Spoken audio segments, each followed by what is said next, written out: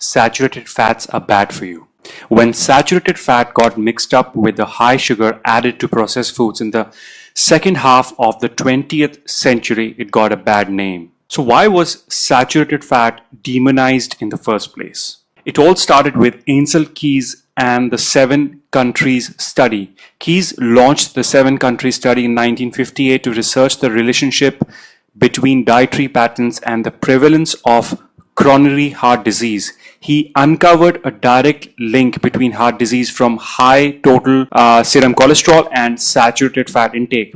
However, the study was seriously flawed. Keys started out with the data from 22 countries and simply omitted the data from the countries that didn't fit with his hypothesis. For the last 4 decades, because of him and his deceptive study, we have been eating cereals with skimmed milk instead of whole egg omelets made in butter. The American Heart Association recommends aiming for dietary patterns that derive 5 to 6% of its calories from saturated fat. So for a 2000 calorie a day diet, this equates to roughly 13 grams of fat. They state that saturated fat raises the level of cholesterol in your blood, but fail to delineate which type of cholesterol they are referring to. On the contrary, I feel saturated fats are protective and found in real food and not junk food. Real food lives up to the principle that food should confer wellness. I like this quote by Mary Yang, who's the president of the Weston A. Price Foundation, and she goes on like this: blaming heart disease on high serum cholesterol level is like blaming the firemen who have come to put out a fire for starting it in the first place. Unfortunately, after 4 decades of embracing the idea that saturated fat is bad for your heart, it will require no less than a revolution to break free of this massive misinformation rather, but times have started to change. Here are some of the studies which proves beyond any doubt why saturated fat is the good guy. In 2010, a meta-analysis involving more than 300,000 individuals found no significant evidence that dietary saturated fat is associated with an increased risk of coronary heart disease or cardiovascular disease.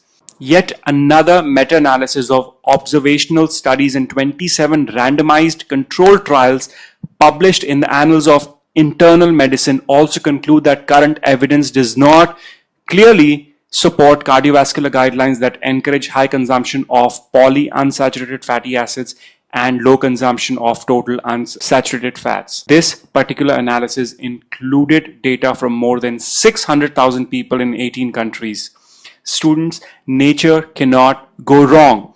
Did you know that mother's milk has more than 50% of calories from saturated fat and a higher proportion of cholesterol? This is because cholesterol and saturated fat are essential for growth in babies and children, especially when it comes to brain development.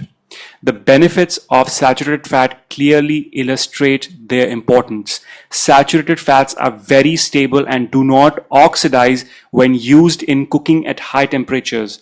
However, the oil most of us tend to use are polyunsaturated fats like canola, soya, corn. These do oxidize when they're used for high heat cooking, creating harmful free radicals in the process. Saturated fat play many vital roles in the body, such as helping to strengthen the immune system, promote healthy bones, protect the liver, and provide structural integrity to the cells.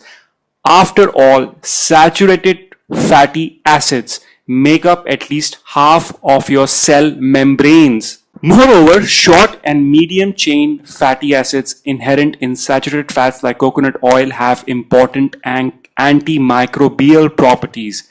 Your brain is made up of fat and cholesterol, and a good proportion of the fatty acids in the brain are actually saturated. My diet is routinely 30 to 40% fat, and saturated fat constitutes a significant portion of it.